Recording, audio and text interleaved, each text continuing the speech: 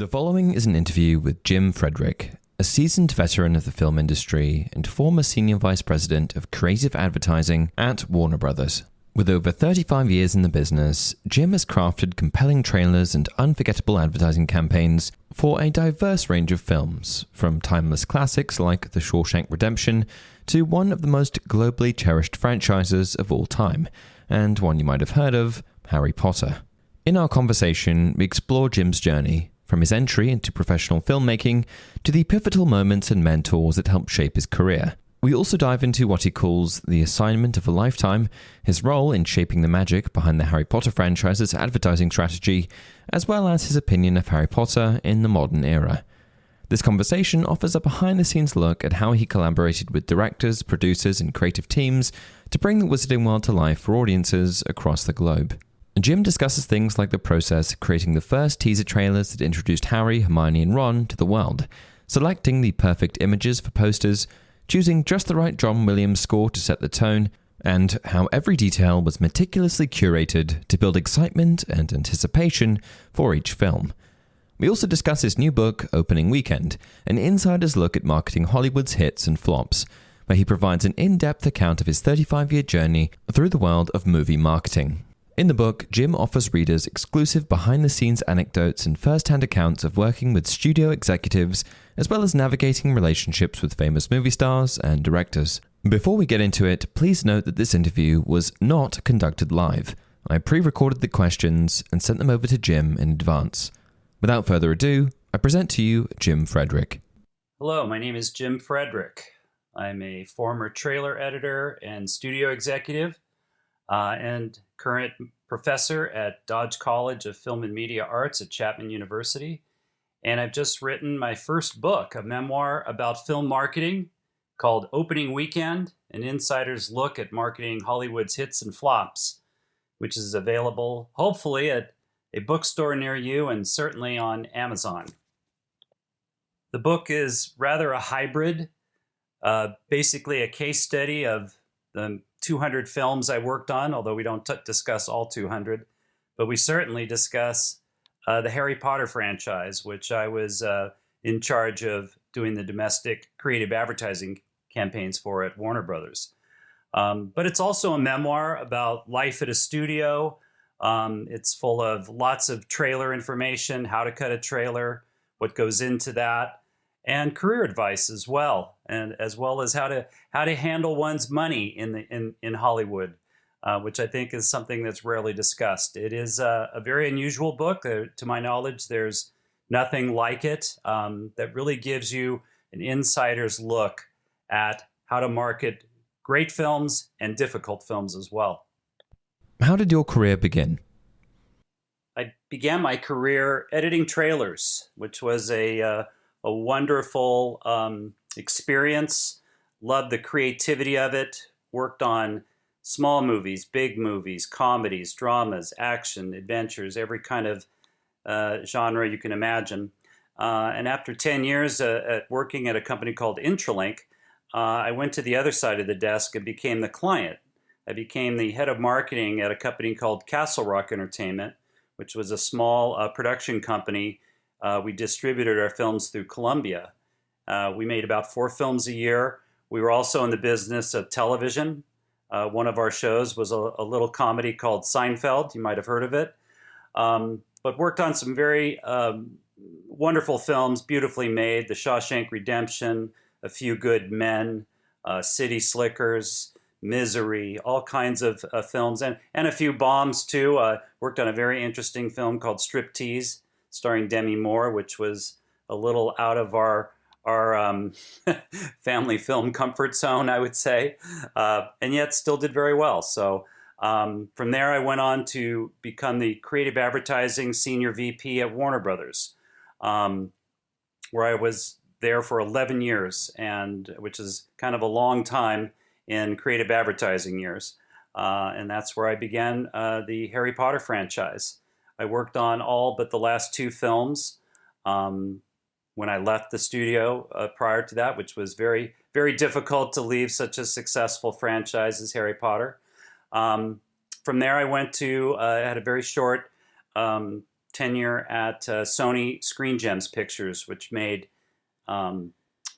genre pictures, horror movies, male-dominated action pictures like Underworld and Resident Evil.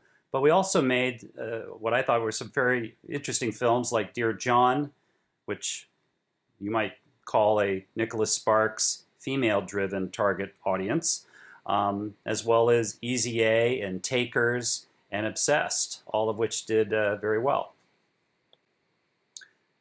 As I said, my tenure at Screen Gems was pretty short, only 18 months. I basically did not get along too well with the gentleman who ran the studio. He was a brilliant guy, but for reasons that are fairly common, I think, in studios, our personalities didn't mesh at all, and I was fired after 18 months, which was quite an experience. It's actually how my book begins, with me getting fired after 35 years in the business.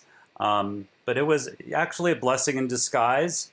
I started my own company, going all the way back to my origins as a trailer editor. My wife, Mary, did the books, and we had a fun little time just cutting small trailers and television commercials for smaller budgeted films. And then, I became a professor, and I always wanted to teach. I knew this pretty early on in my career, that I wanted the final act to be teaching young people the business of trailer cutting, creative advertising, and film marketing. And Chapman University Film School is the 4th ranked in the country. It's a fabulous school. We draw the most talented kids around the world to learn how to make movies, but we also teach them how to market movies. And we're unusual in that regard as well. And then I had a sabbatical that I was fortunate enough to take advantage of, and I needed a project for it. And that project became the book I wrote. And it was a 3-year process. It was a wonderful process. I thoroughly enjoyed writing it, which kind of surprised me. And I'm extremely proud of it, the way it turned out. I think anybody who out there wants to give it a read, I think you'll enjoy it. Or if you want to listen to me read it, I do the audiobook on Audible and other platforms. And that's a good time too, because the book is very conversational.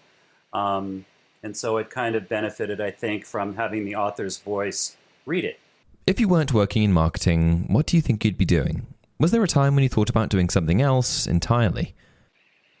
When I was in high school, I had known nothing but sports. I loved all sports. I played all sports. I was good at many and master of none, basically.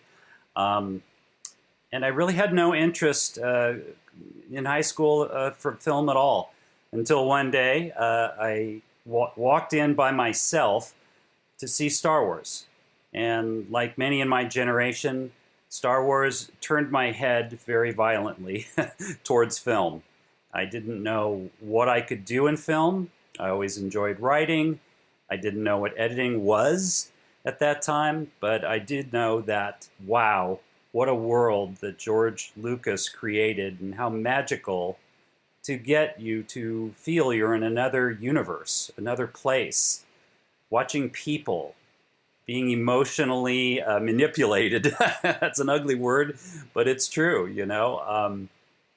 So Star Wars really inspired me to leave sports behind, which was probably a very good idea. I certainly was not going to make a living out of that, and probably would not even have a career in college doing that. But it did get me interested in the next phase of my education to seek out a film school to go to, knowing that that's what I wanted to do, much to the chagrin of my parents. I grew up in Anaheim, California, home of the California Angels baseball team, which is my favorite team. And then I ended up going to school for 2 years at Cal State Fullerton, got my GEs done there, and went to University of California at Santa Cruz, about 400 miles north of Anaheim, and basically fell in love with a a university catalog. If any of you have ever been to Santa Cruz, you know what I mean. It's a beautiful place. The campus sits on a hill overlooking the Pacific. It's quite stunning. Redwoods all over the campus. I didn't really learn a lot, frankly, about filmmaking. They had a very, very small school, nothing remotely close to USC or UCLA, or certainly nothing close to Chapman's film school, Dodge, which is, I think a spectacular place to learn how to make movies. But it did inspire me to try to find a job in Hollywood, and by golly, that's what happened. What did your entry into professional filmmaking in Hollywood look like? My first couple of jobs out of college in Hollywood were not very glamorous. I was a shipping clerk at an optical house, which made very rudimentary special effects on film. There was no such thing as computer-generated imagery then. And it was a great job. It was a great first job. I made virtually no money. But I got to know Hollywood. I got to know the town. I got to know where the studios were, the labs. I picked up film. I learned how to handle film. I learned how to edit film. So it was a great kind of filmmaking 101, technical skills that I did not really build in college.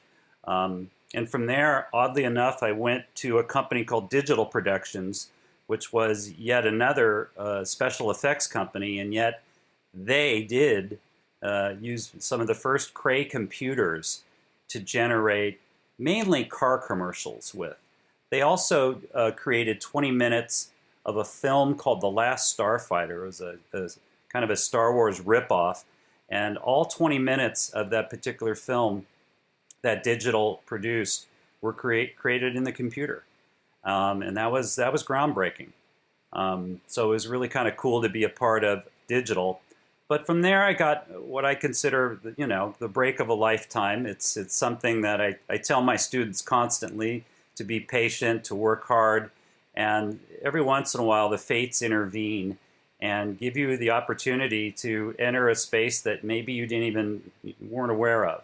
And that's what happened to me. A friend of mine named Mike Greenfeld, who I knew through my first few jobs in the business, suggested a trailer company called Intralink. And Intralink was unusual in that they created trailers and TV commercials, but also did the posters. They had a illustrator on staff named John Alvin. And John Alvin is one of the all-time great illustrators. He did E.T., he did Blazing Saddles, he did Young Frankenstein, he did Blade Runner. So look those up if you want to see some of the most incredible illustrated posters of all time. I would say he, Drew Struzan, and Bob Peak are three of the greatest film poster designers, illustrators, artists of all time. Is there a specific person or mentor who helped shape your career? Someone you could turn to for guidance? But Intralink was not run by John. Intralink was run by a gentleman named Anthony Goldschmidt, who was my mentor in this business. And Anthony was the single most impressive person I've ever met in Hollywood. And that's saying something, because I've met a lot of famous people, directors, producers, actors, but I've never met anyone like Anthony, who had equal talents he was an artist. He had a creative mind that just spewed forth ideas. He was a great businessman. He was a great salesman. He could design a poster and then sell it to Mel Brooks. And if you think that's easy, think again. Doing the work is one thing, but actually making the sale, convincing the filmmakers, the studios, the directors, the producers, the stars, convincing them that your vision is correct and marketing it is, I would say, the most difficult, most misunderstood part of the job in film marketing. And Anthony was the master at it. Anthony was my mentor because I think he demonstrated the joy of the creative act. And it was incredibly inspiring to see how he thought about things, how he created executions and ideas from these kind of thoughts that he would have, how he would pitch them to us. Was a sight to behold. He was a great performer. He was probably a frustrated actor. Um, and I was thoroughly enthralled by that. My job at Intralink initially was more of a technical one. I was the finisher. So I would take the rough cuts of trailers and commercials and bring them to finish. In other words, oversee the mix and the sound mix of them, make sure the picture quality and visual effects and titles and everything in the visual aspect of the trailer and the commercials were ready for the consumer, ready to go out into the marketplace. So that was my job, and I very quickly got, I don't want to say bored with that, because Anthony always kept me involved, as he did most of us in contributing creatively. Was there a seminal moment in your career when things began to change direction? One day, a film came into our company. It was called The Color Purple. And obviously, it was a Steven Spielberg film, kind of a departure for Spielberg, a more serious drama based on Alice Waters' book. Some very serious, dramatic elements to it. So Intralink tended to get those kinds of films, those kinds of Oscar-type films, important films. And that was our specialty, because the clients would just respect Anthony's taste and elegance when it came to these films. So I thought this might be my opportunity to try editing. I certainly had gotten the technical skills. I was hardly an expert at it, but we had a concept for The Color Purple, I should say. Steven Spielberg, our client at Warner Brothers, Joel Wayne, and Anthony had arrived at a very simple teaser trailer. So the very first piece of advertising for a film is usually termed teaser, whether it's a teaser poster or a teaser trailer. And this particular concept was nothing but a piece of music written by Quincy Jones, who composed the score for the film, called Seeley's Theme. And it was just a very short piece of music, beautiful theme, and a bunch of photographs that were shot in black and white by Gordon Parks, a very famous director and photographer. So already you're talking about a lot of elegance at work here. Beautiful photos done in black and white, an orchestral score that Quincy Jones had done. And my job ordinarily would be to shoot those photographs onto film and turn them over to an editor, staff editor at Intralink, and let them go away and edit it. But late one night, I got up the courage to go up and see Anthony in his office, which was very much like a lair. One would walk into it, and there would be these classic photographs of Cary Grant and Katharine Hepburn and Garbo, and he had them framed in these gold leaf frames, and you'd walk the long distance towards his desk with these famous faces of Hollywood staring you down as you walked towards your execution or or meeting, or whatever it was. But I sat down and I asked Anthony if he would give me the opportunity to take this very simple teaser concept and edit it myself after hours when the regular editors had gone home for the night, and that this would save him some money. I would work, do my regular daytime job and then work at night on this teaser concept. And Anthony gave me this opportunity, and I would call it a absolute, seminal moment in my career, where you're given an opportunity to deliver something, and it kind of changes the arc of your career. And I would absolutely say it changed mine.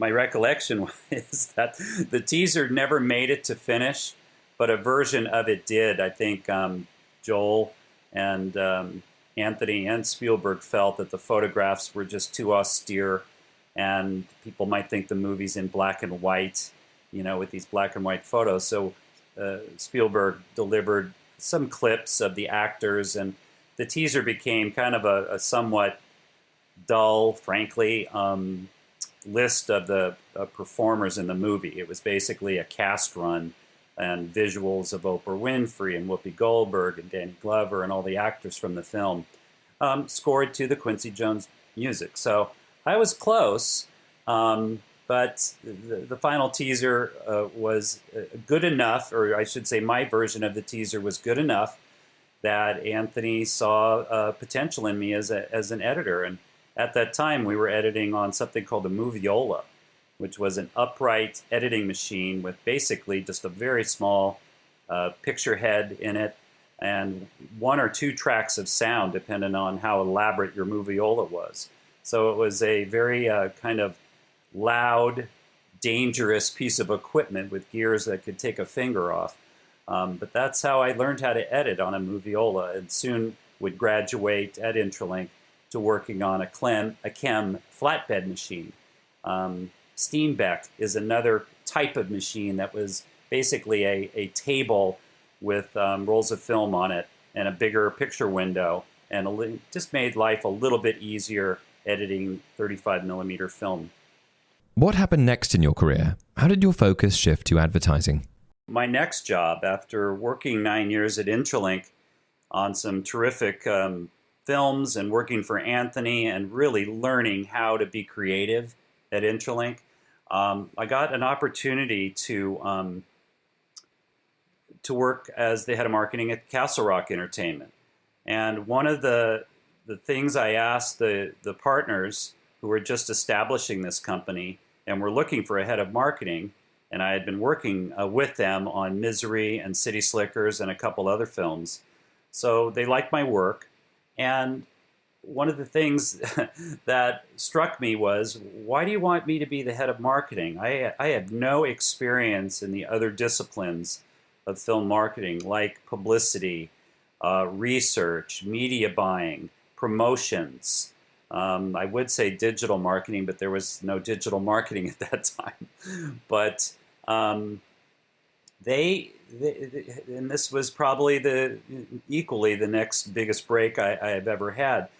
Martin Schaefer, who ran the film division at Castle Rock, and Rob Reiner and Alan Horn and Glenn Padnick and Andy Scheinman, those are the 5 partners that created Castle Rock Entertainment. And the first movie they made was maybe the greatest romantic comedy of all time, When Harry Met Sally. That was their first film. And if that film had succeeded, they would have had no money to make their second film. So that is a pretty clutch hit, I would say. And I was incredibly fortunate to have made a good impression, particularly with Martin, who was my boss.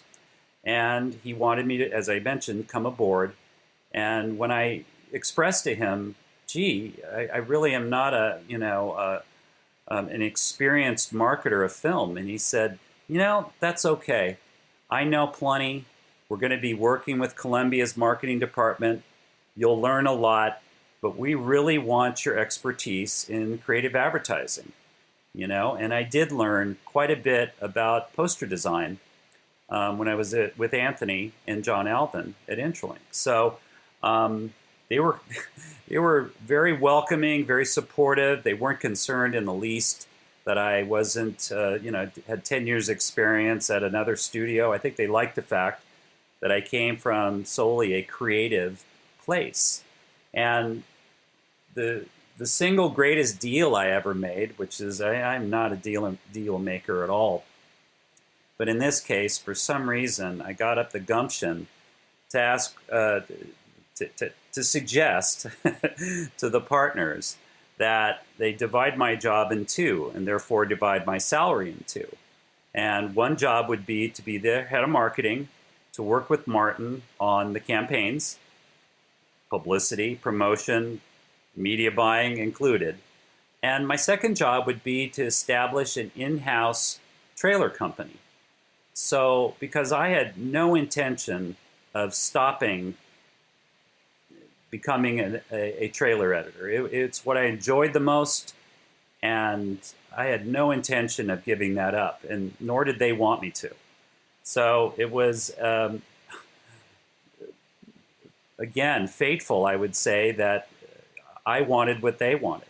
And how lucky can you be when that happens? So again, fortune shined on the guy who wanted to be a baseball player in his youth, and here I am with an opportunity to work on some really well-made films, and sit most of the day in my edit bay at Castle Rock and edit trailers for A Few Good Men and The Shawshank Redemption and City Slickers and Malice and Striptease and a few ones that I probably won't mention, but that didn't do as well. But nevertheless, I was able to have a blank sheet of paper on every film, and I worked alone.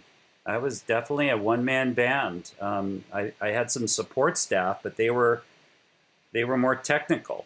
I came up with the ideas by myself. I wrote them. If there was any visual graphics or titles to come up with, I designed those.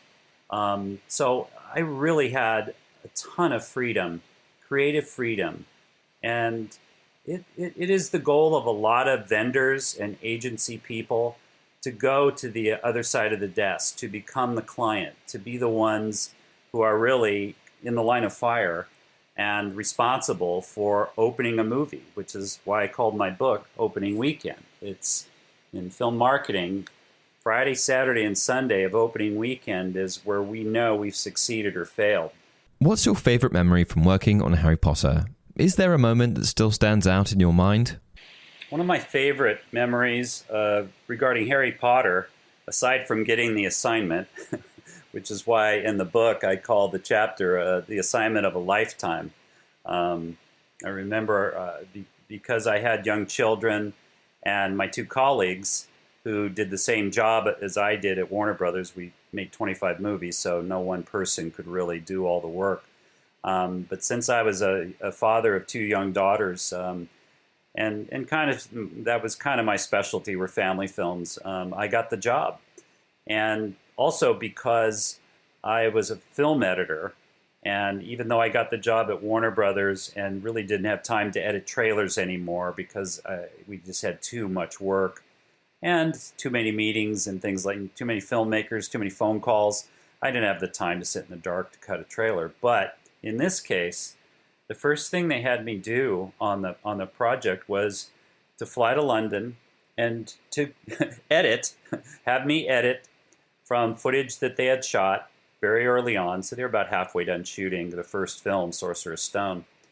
And to come back with a kind of a piece that we could show consumer products and Coca-Cola, our promotional partner on the first film. So they could see what the characters looked like, what the sets looked like. There weren't any special effects, so we couldn't show them the magical quotient too much. But basically a audio-visual trailer to tell the story in case the president of Coca-Cola had never read Philosopher's Stone / Sorcerer's Stone. So one of my favorite memories was flying to London, going to Leavesden, where all the sets were, where the film was being shot, about an hour outside of London, and working in a cubbyhole, not under the stairs, but it might as well have been a freezing cold area where they had set up an Avid for me. And I literally started working with no music from John Williams yet, so I took his catalog of music, knowing John was doing the score, and started creating, a long-form trailer, the very first piece that had ever been done for a Harry Potter film, which was terribly exciting because I was more than aware of how the world's eyes were on this production, based, of course, on the success of the books and the popularity of the books, and I would work all day, but I would take some time out for lunch. So one of the most amazing moments for me was, I would open this door from my cubbyhole, which was dark and gray and ugly. And as soon as I opened the door, there was Diagon Alley in full color. all set, all lit, peopled with characters, strange characters and owls and all kinds of things. So it reminded me a little bit of The Wizard of Oz, where Dorothy goes from black and white Kansas into this multicolor world of magic that J.K. Rowling had created. So that was a real jaw dropper when before I had to, I got to walk around, see all the sets, see the giant Hogwarts castle. It was a real treat in this film because, again, I come into the process at the tail end. When you market a film, your job really starts when the filmmaking ends, generally speaking. So in this case, I was there right in the middle of the first scenes and being shot. And of course, everybody was very excited about the casting of the three leads and would they work out. And it was incredibly stressful, but exciting like you can't believe. And the amount of artistry that producer David Heyman put together from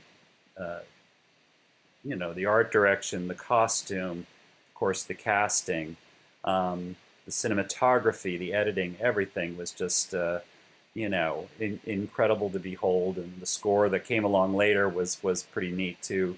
When we were doing the first teaser, it just so happened that John Williams was orchestrating the London Philharmonic in London, and we took a chance and sent him the not my piece, but later on a teaser trailer that he scored, and that's where the theme came about.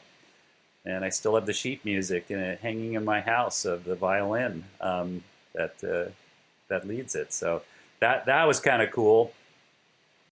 You describe working on Harry Potter as the assignment of a lifetime.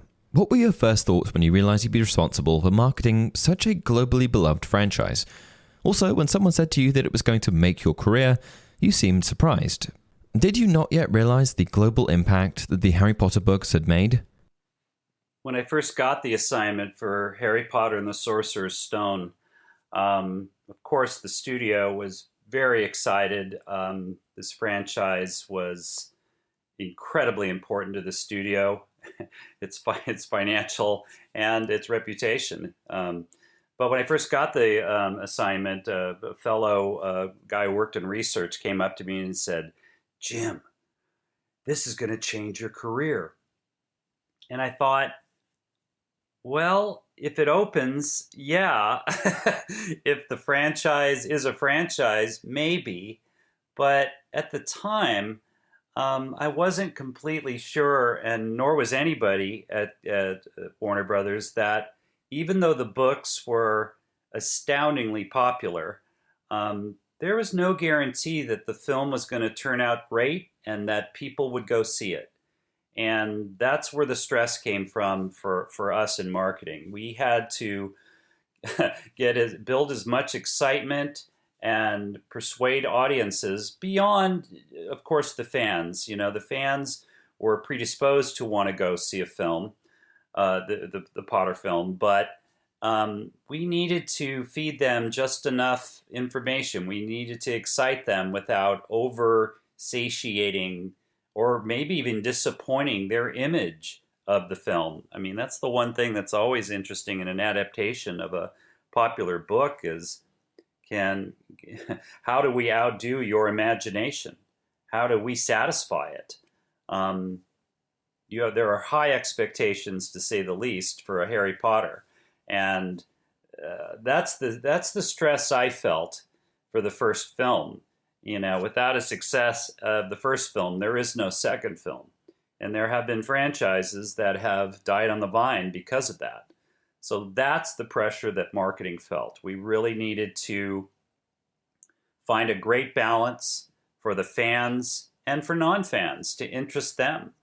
One of the issues we did have was, while kids and certainly the fans were interested, there was some issues with parents who were a little concerned about the wizardry of it all. I think our publicity department had to deal with, concerns about the occult, which of course is silly, but those are comments made from people that probably didn't read the book.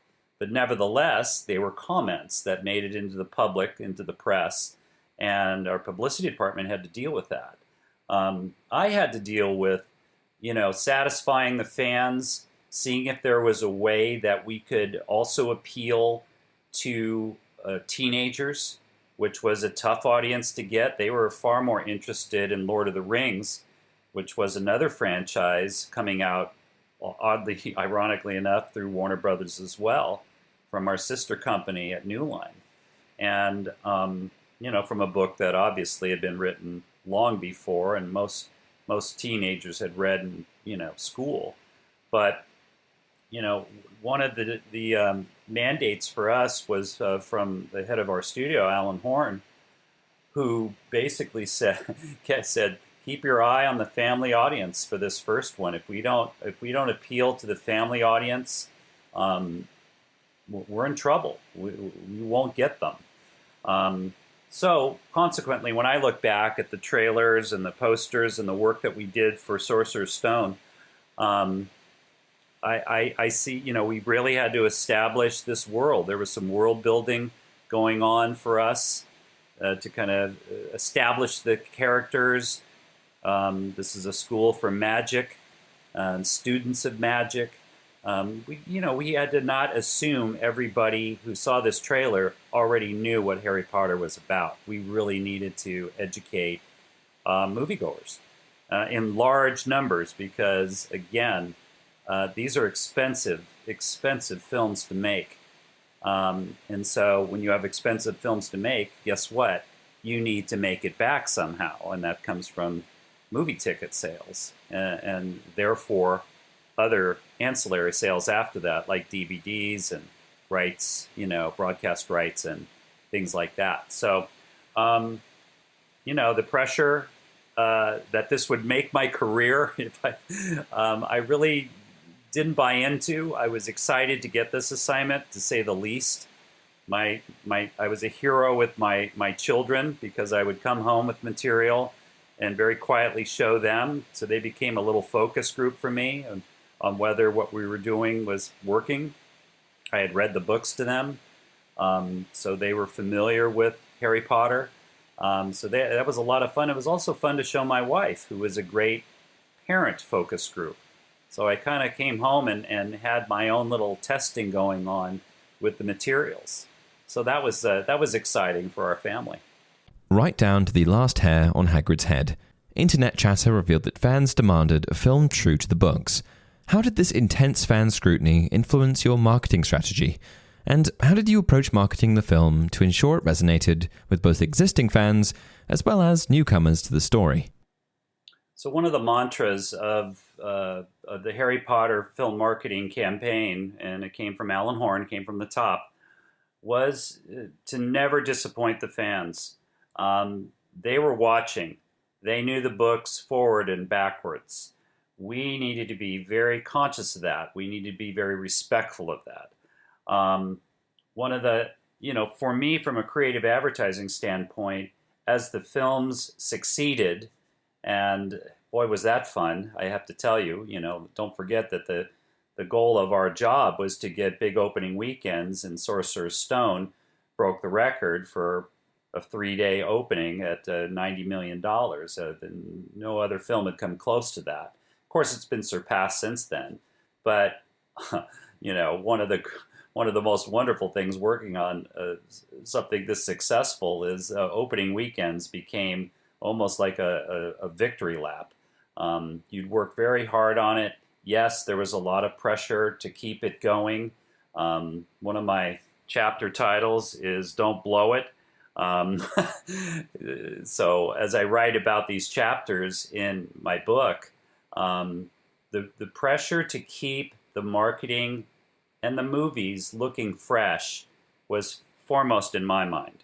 I never wanted to be the guy who put out a trailer or a poster that looked like, oh, we're just going to see Sorcerer's Stone all over again.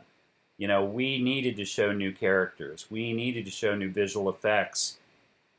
we needed to show what made this Harry Potter different from that Harry Potter. And of course, J.K. Rowling allowed for that to happen.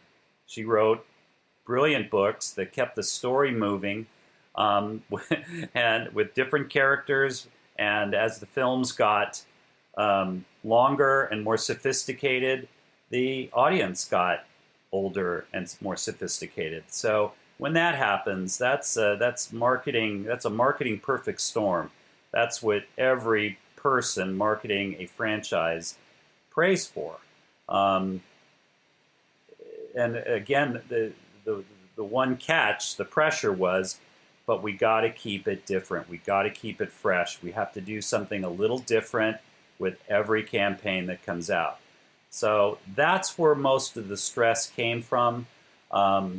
We felt we could take more chances as the films got more sophisticated, as romance was introduced, and I'm thinking mainly of Goblet of Fire right now, which I think is a very transitional film, whether it's your favorite or whether it's not your favorite. A lot happened in that film, whether it was a main character dying for the first time, whether it was a budding romance, between Harry and Cho or Ron and Hermione. There was a lot of, also their clothes started to change. All of a sudden we have a band with some of Radiohead's musicians playing in it. A lot of different things happened on Goblet of Fire. It was probably the funniest, one, even though it was tragic. So again, our audience was getting old enough to accept and to buy into these more sophisticated elements to the film. So, we chose to start every campaign with a teaser, and we did this about 6 months to a year in advance. It would be a poster, and it would be a teaser trailer that would go into theaters, almost always on a big Warner Brothers film that was opening, whether it was Happy Feet or something like that, Scooby-Doo, whatever. Mainly geared for families, of course. But we got to have a lot of fun creatively with these teaser campaigns, only because the films were hugely successful. Without that, I don't think we would have been given the opportunity to be as daring, if I can say that, as we were. Because most film marketing is guided by research.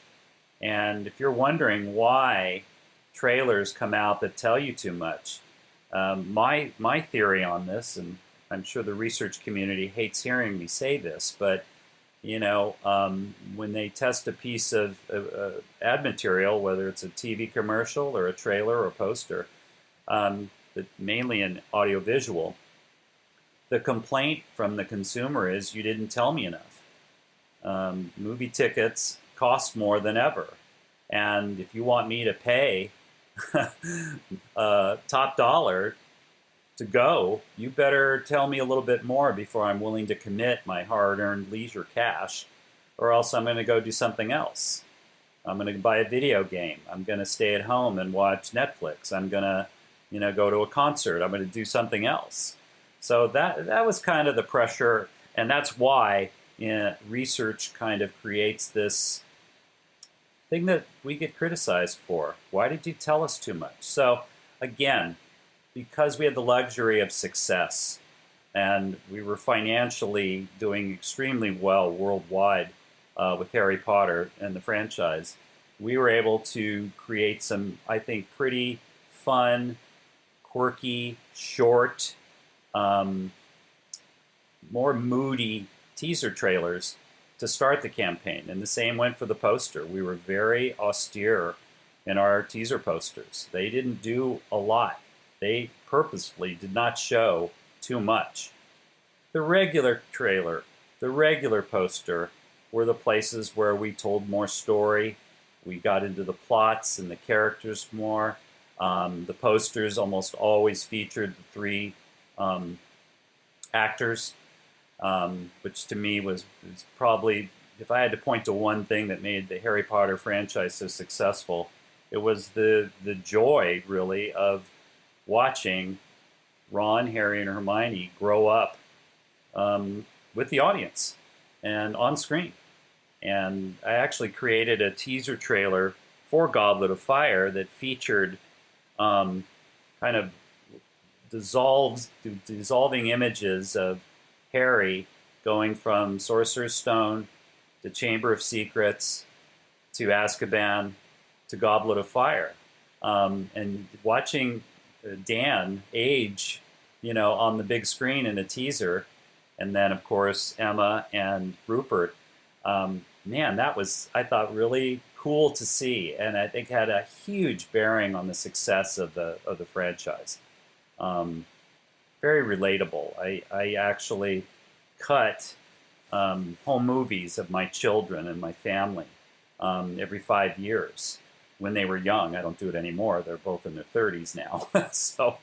But I've got Fredrick movie Volume 1, up here on my shelf, and it shows my children growing up, which is, I enjoy more when I cut it to music and you can hear them talking and joking and places that we go to. So it was kind of, it was inspired by that, to just, like a home movie, when watching a friend, whether it was a family friend or whatever, grow up right in front of your eyes.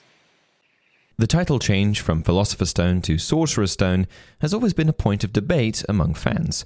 You also mentioned that the title was changed from Philosophers to Sorcerers to emphasize the magic quotient for American audiences. How did you ensure marketing materials resonated across different international audiences?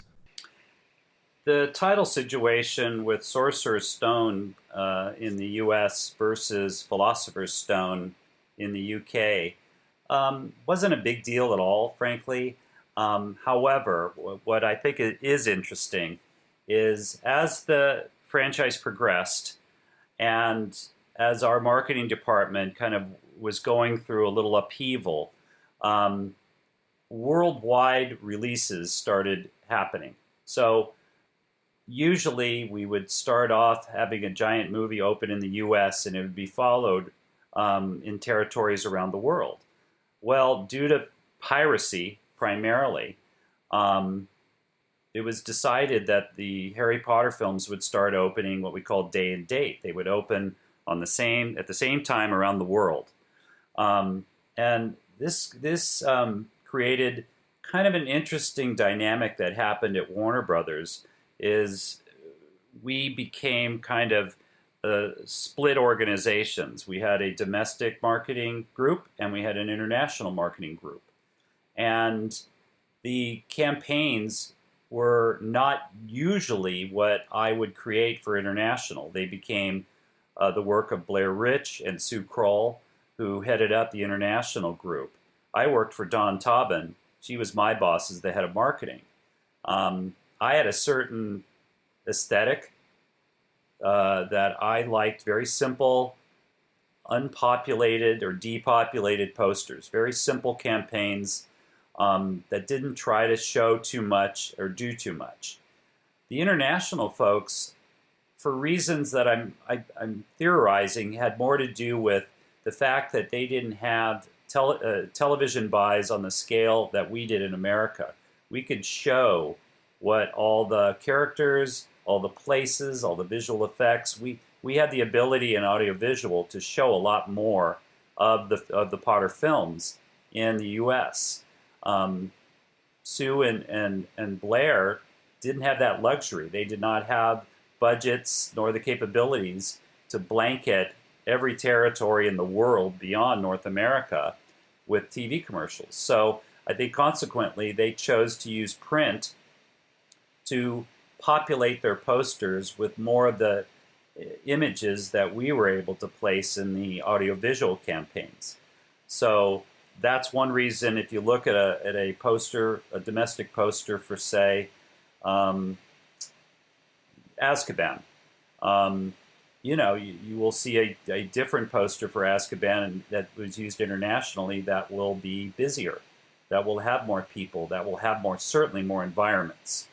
I really tried to keep the focus on the characters and not get into too much busying up of the backgrounds. But that was my personal taste in print. And Sue and Blair, I think, had had a challenge to overcome, which is why their creative looked different than ours. It did create kind of a competitive situation too. That was not entirely healthy, in my opinion. It was also expensive. You know, if you can't agree on a worldwide look for a film, you're going to be spending a lot more money to come up with different looks for Brazil and the UK and China and points all around the world. So that gets expensive, and that's what happened. The good news is Harry Potter made so much money, particularly worldwide. It was a massive worldwide hit. They did a phenomenal job with it. But I think we did too. And it was allowed because it was successful, this kind of spendthrift, if you will. What was J.K. Rowling's role in the production? And how did her condition that the cast be entirely British or Irish shape the films? Did this guideline affect any of the marketing decisions?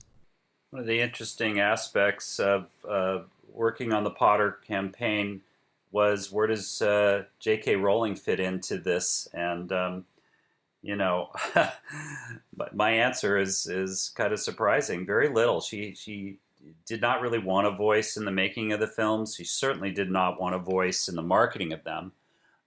She really trusted first director Chris Columbus, and certainly trusted David Heyman, who I give almost all the credit for. I mean, he's the one that hired the original cast. He's the one that hired the first director.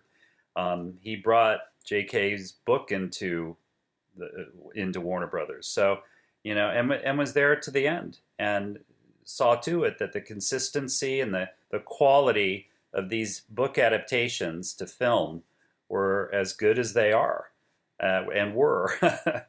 So kudos to David Heyman, that's for sure.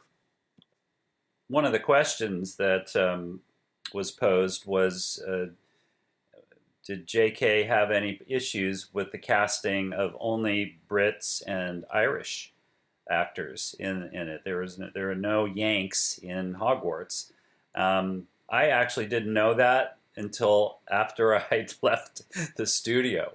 I wasn't even aware of this when I was at Warner Brothers, nor did it matter in the least. Can you speak to the different directors that the films featured? What I thought was more interesting, actually, were decisions made with David and management at Warner Brothers, was mainly Alan Horn, on who directed these films.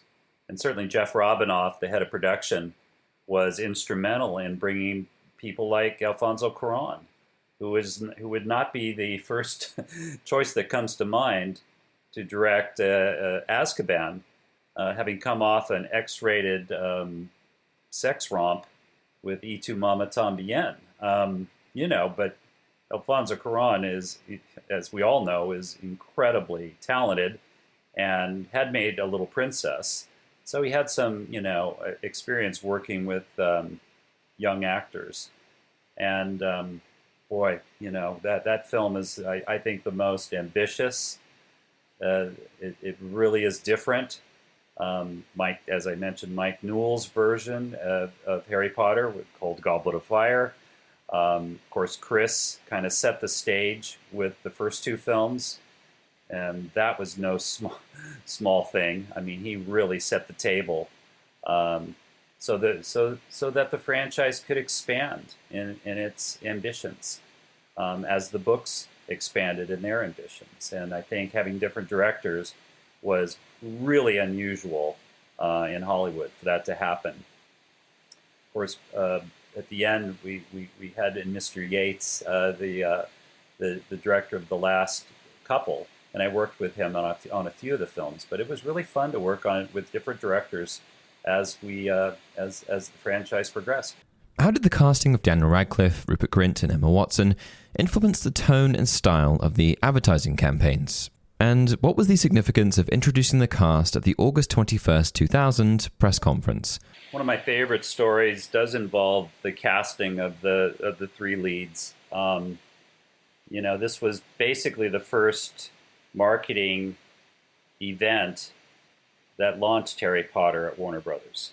And my boss, Don Taubin, flew to London for the press conference that introduced Dan and Rupert and Emma to the world. And she described to me, and this is a mention in the book as well, that she was standing backstage with the three actors, their parents, Chris Columbus, the director, and David Heyman, the producer, and had a conversation about, as soon as the curtains draw back and the world's press starts photographing and asking these kids, these very young kids, questions, that their lives are about to change in seconds. As soon as the curtain rises and there they are, their lives will never be the same. And the story that I'd heard is that Dan Radcliffe's parents were very concerned about this and not so sure that he should take the role. And I think Dan, I'm sure, fought that urge, that parental urge to protect their kid, because obviously this was something he wanted. And to me, it's almost a miracle that not only did they come out of the gate perfect for their roles, but grew into their roles, got better with every film, all the way to the end. And just even the way they grew up, the way they changed physically, the way they changed, their voices changed. They grew up and doing these roles and delivered better with every film that preceded it. In your book, you mentioned debates over how dark the marketing material should be for Philosopher's Stone. Can you share how the team found the right balance between the whimsical and darker elements of Rowling's world? One of the things I do in my entertainment marketing classes at Chapman University is I like to show the very first full trailer that we cut for Sorcerer's Stone, which is very magical, very family-friendly, dare I say, on the safe side. Even though there's a three-headed dog growling and a troll after Hermione. It all in all, it really is a family-friendly trailer, which was absolutely intentional. And then I follow that up with the last piece that I worked on, which was a teaser trailer for Harry Potter and the Half-Blood Prince. And the difference in tone between that first Sorcerer's Stone trailer and this teaser trailer, this dark, scary, almost horror-like reveal of Voldemort in the Half-Blood Prince, is quite a departure. And I love for my students to see the difference in the two pieces of advertising, which really illustrates how our audience had grown up, just by how we could market to them. The first teaser poster featured an owl delivering Harry's Hogwarts letter, and you mentioned that this subtle approach wasn't an easy sell at the studio. This was also a time when Harry Potter was still relatively unknown. You even mentioned that the CEO of Coke wouldn't know who Voldemort is. What finally convinced the team to move forward with it? The very first teaser poster we created for Sorcerer's Stone was a very simple image of an owl delivering a letter. And there you see the letter in its beak with the address of Privet Drive. And I always like that solution because it was an invitation to the moviegoer. It was an invitation to the fans that, here comes Harry Potter. And it's just as Harry gets invited to become a wizard at Hogwarts, we were doing the same thing with the target audience. It was a tough sell because my group, my management wanted to see the money on the screen. And a simple shot of an owl flying in a night sky delivering a letter wasn't exactly what they had in mind. But we managed, thanks to David Heyman, who loved the piece, one of his favorites, just through its simplicity, I think.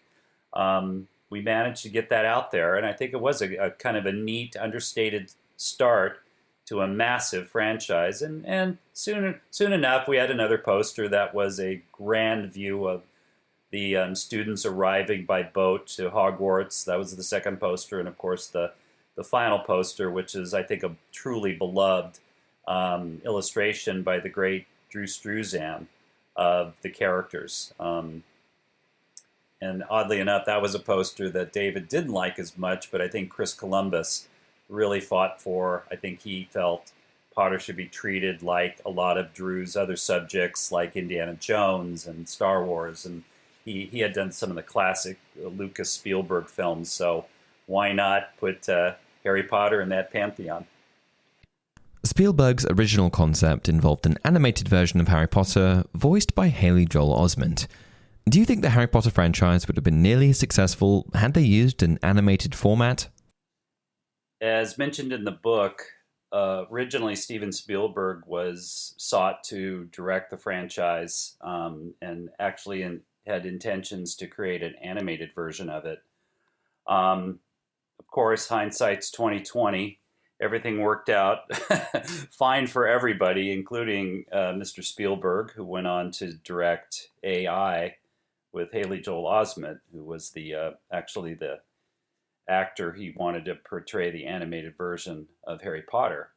But, looking back, again, I think the decisions Warner's made with David Heyman, of course, right behind us on every decision, couldn't have turned out any better for the fans, for J.K. Rowling, for everyone involved. I think it's kind of, it would be interesting to see an animated version for sure, but I just think the way the film was adapted to the screen leaves little doubt that the right decisions were made in the execution of the books.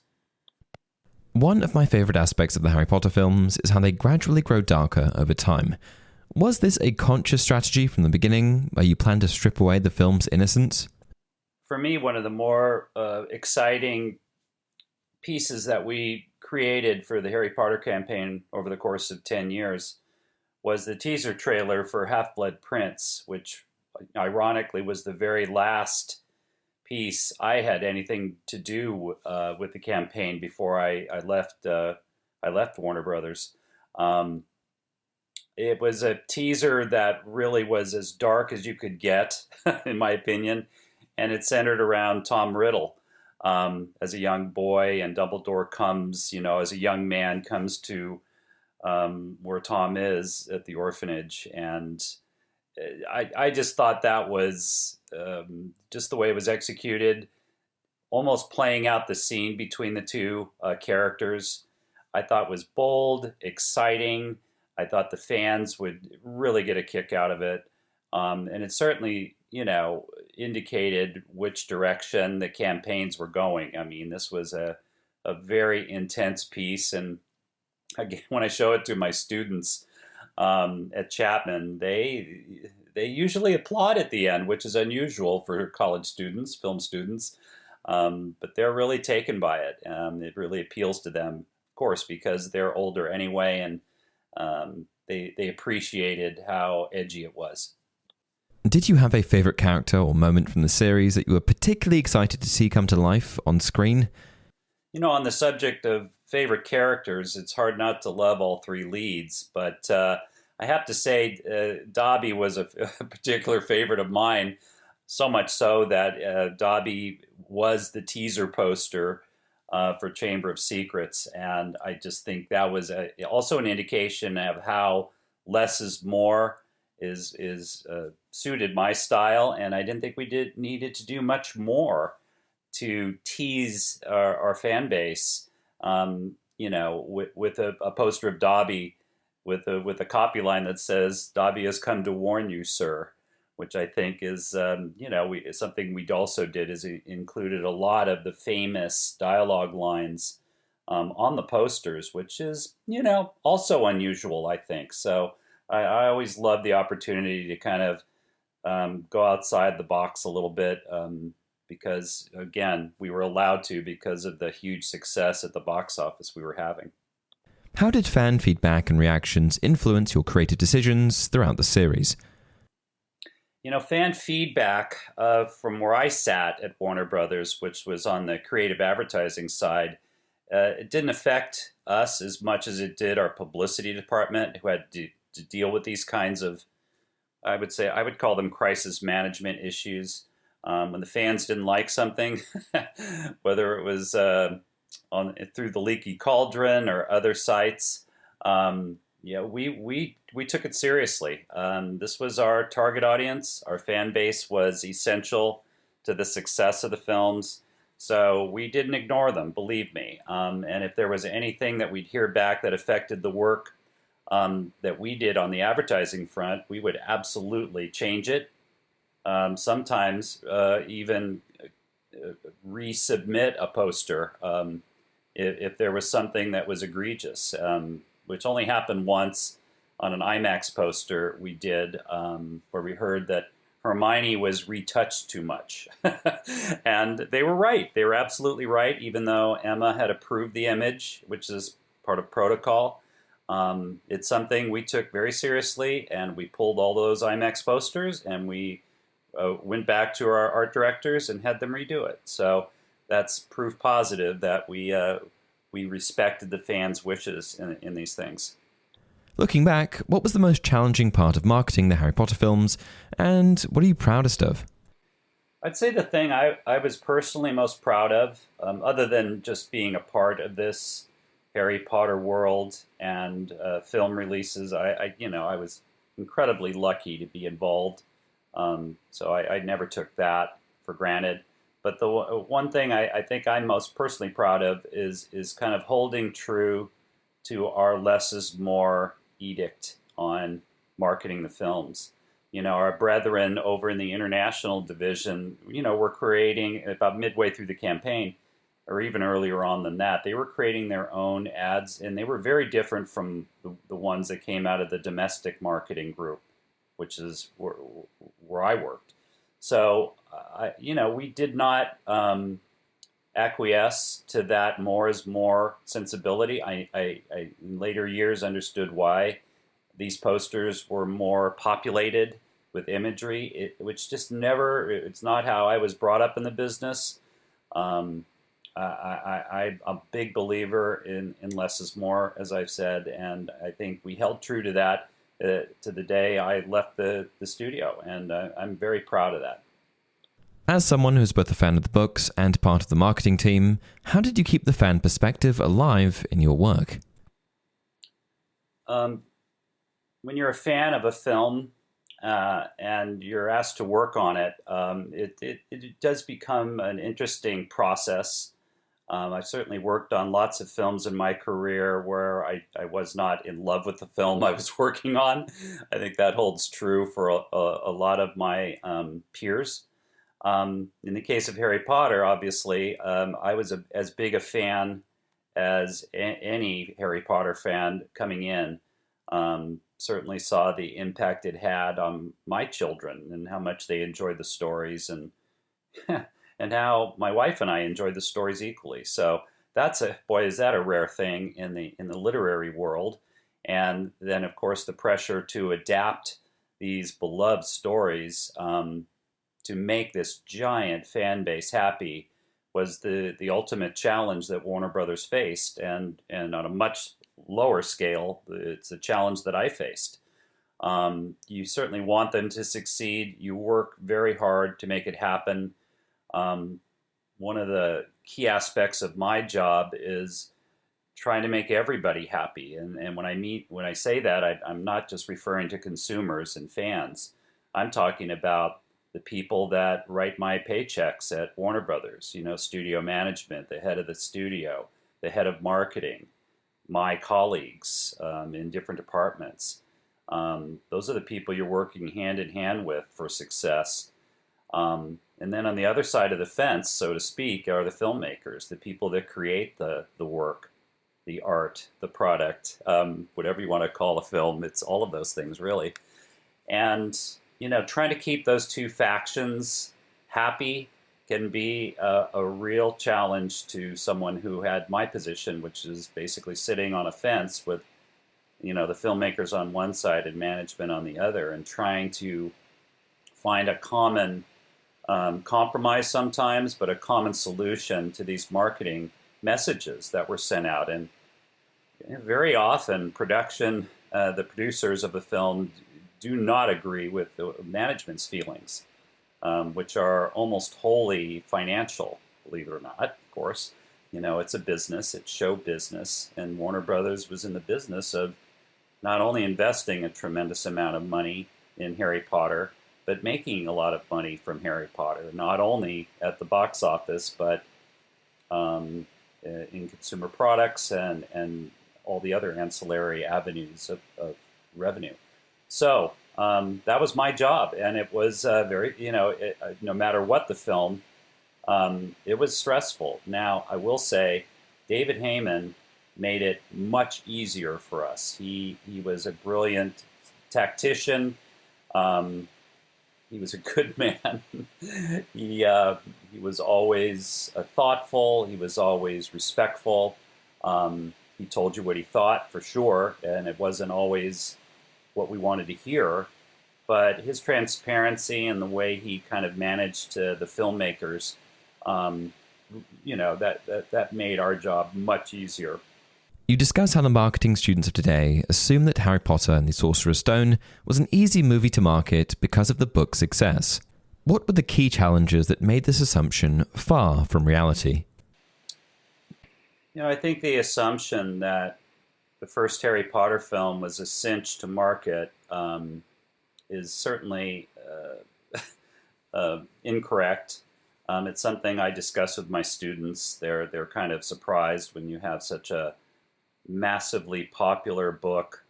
Why on earth would you be worried about the movie not being equally successful? Well, I think in the history of motion pictures and adaptations, I'm going to take a guess and say I'd say half of those adaptations worked and half didn't.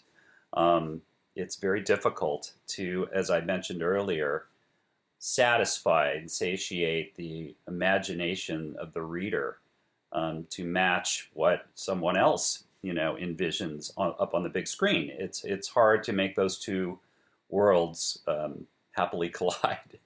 And so, yes, the very first film, there was enormous pressure for us to succeed. As I said, there's no sequel without the original being a hit. That holds true to today and always has. Franchises are all kind of viewed on a case-by-case basis. Some do satisfy and do well, others do not. And in the case of Harry Potter and the Sorcerer's Stone, our key strategy point was to market to the fans and market to families. As long as we did those two things to the best of our abilities, I think we stood a very good chance to succeed. And again, you can't give enough credit to the filmmakers, for Chris Columbus and David Heyman to kind of, build this world, cast these characters, hire incredible technical expertise to make it all come true up on the big screen. We were very, very fortunate in that regard. What do you think about the state of Harry Potter in 2024? Have you stayed up to date with Fantastic Beasts, the games, or the upcoming TV series? With the lasting impact of the original films, there's a lot of excitement and some concern surrounding the new adaptation. How do you think it might compare? With regard to Harry Potter in 2024, I'm not up to speed on the plans for the franchise. As I said, I left the studio in 2010. I still care deeply about Harry Potter. I can't say that I've been a huge follower of Fantastic Beasts. I haven't seen the stage show. I've not even been to the Wizarding World at Universal Studios. So I can't say that I've um, been there for all of the other post-film activities in the Harry Potter world. I will say that it's been fascinating for me as a huge Star Wars fan and someone who has followed that franchise, basically because I grew up with it and it basically inspired me and inspired my career. So I have seen quite a few of the Star Wars follow-ups. Um, Boy, it is almost impossible task, in my opinion, to have that lightning in a bottle feeling and emotion when watching some of these later day stories take place. And it's hard to match that discovery and wonder of seeing the original. And when I say the original in Star Wars, I'm talking about the first three films, which I thought were all hard to top and really haven't. I think Mandalorian came pretty close. As far as Harry Potter goes, regarding the TV series and certainly the games and all the other activities, if I see, to be honest with you, if I see some advertising that looks intriguing and looks like it captures that essence of J.K. Rowling's imagination and her stories, and it looks like that the money has been spent and the effort has been made and the artistry comes to these stories, I'll tune in. Absolutely. I think it's an incredible world. It's something that I was, as I mentioned, incredibly proud of to be a part of. And, honestly, probably the highlight of my entire career was to be assigned the job of advertising the Harry Potter films. What are you working on these days? I'm currently working on a couple of new books and one screenplay. I don't want to mention what they are because heaven help me if they don't turn out too well. I'll feel embarrassed, but they're going very well. My teaching career is coming to an end. I'm slowly retiring from teaching because I do want to devote more time to writing. Beyond writing, what keeps you busy these days? And how do you relax or unwind? I keep very busy. I'm a terrible golfer, but I golf quite a bit. I enjoy fly fishing. I'm fortunate enough to live in Manhattan Beach, California, about 6 blocks from the ocean. So I've always played beach volleyball down there for the last 35 years, which, as I mentioned in the book, it was a form of therapy from the stress and rigors of working at a movie studio and the pressure of opening very expensive films. So it was wonderful to go down on a Saturday and see my friends, people who were not in the movie business, not associated with it at all. Some of them don't even like movies, but they like beach volleyball, and so did I. So we used to have a really good time, and still do, going down there to play. Very, as I mentioned, therapeutic, and I think very important for anybody working in any business is to have those kinds of outlets to just forget about your job and the pressures of it, and to get out there and get some exercise. I think it's incredibly healthy. I'm also a cook, an amateur cook.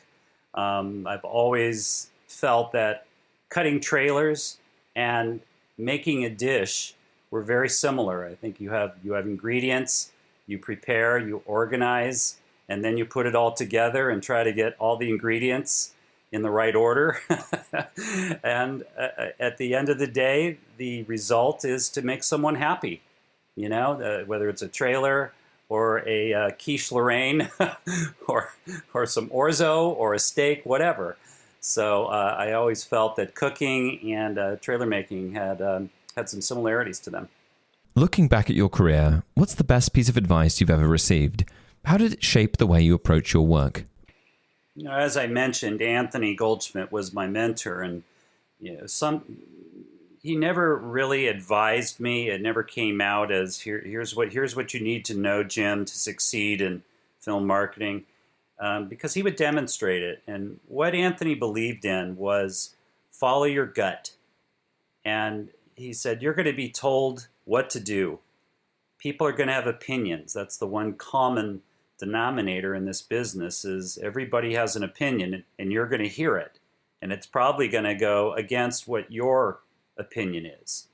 And even though we're being hired by studios, it's essential that you believe in your idea and you try to execute it to the best of your ability. And to not let anything stop you, because as the process continues and you show work that's closer to finish, you're going to be getting notes. You're going to be getting changes. There will be compromise. So the goal is, early on in the process, when you have the opportunity, take advantage of following your gut, doing what you think is best, trying to filter out the naysayers and deliver what you thoroughly believe in to the best of your ability. That was maybe the greatest piece of advice I've ever received. What's something most people might not know about you that you'd like to share? One of the stories I love to share has kind of a technological component to it. When I first started at Castle Rock, I switched over from my beloved Chem flatbed and working on film to edit trailers to something called an Avid, which was a digital editing platform based on George Lucas's Edit Droid, which used digital information to edit, the way computers do, using numbers. And so to say it was much faster is an understatement. But I was one of the first adopters of Avid. And the first project that came down the pipe for me at Castle Rock was a movie called A Few Good Men, which was fast becoming the most important film to come out of Castle Rock, starring Tom Cruise, Jack Nicholson, Demi Moore, written by Aaron Sorkin from his play, directed by Castle Rock partner and hitmaker Rob Reiner. Up to that point, Rob had made, I think, 6 straight hits, which is quite a streak in the movie business. You know, included in that was Princess Bride and Stand By Me and The Sure Thing. And it started with Spinal Tap, included Misery.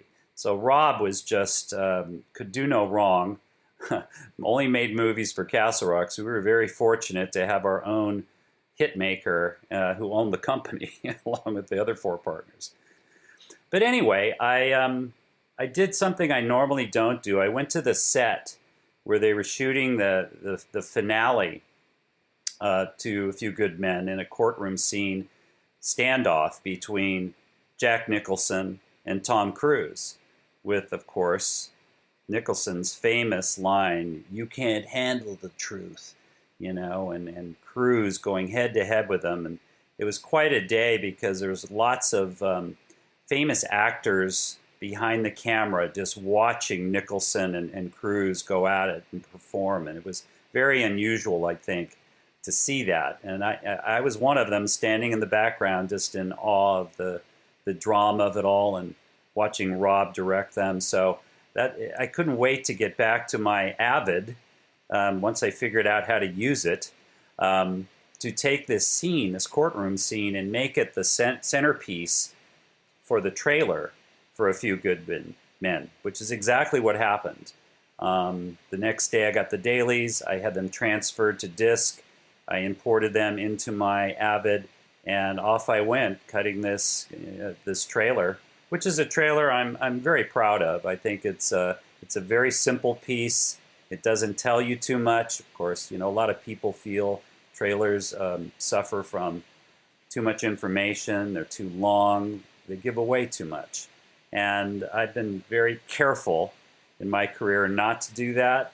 Sometimes there's no way around it for reasons I'll describe later. But whether it was A Few Good Men or the Harry Potter franchise and the marketing we did for Harry Potter, I'm very proud of the fact that we didn't spill too much, you know, for the fans and for moviegoers.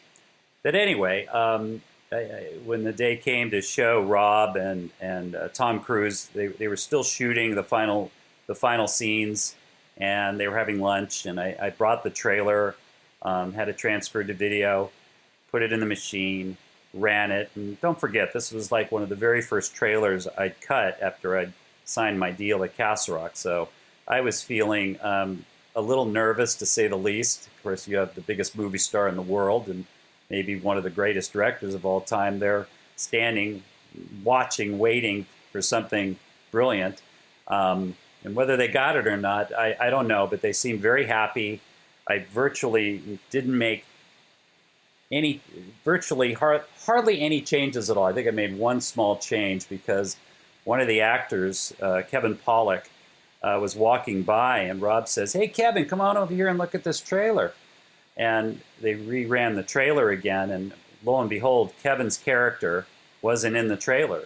And I think Rob felt very embarrassed by the fact that he had had Kevin come over, and he had a pretty decent role as Tom Cruise's sidekick in the film, and lo and behold, he's not in the trailer. So that was the only change that was made. And Rob said, "Jim, why don't you put Kevin's character in there? Why don't you?" And Kevin was very funny. He says, "Yeah, Jim, how about throwing the crummy actor a bone here?"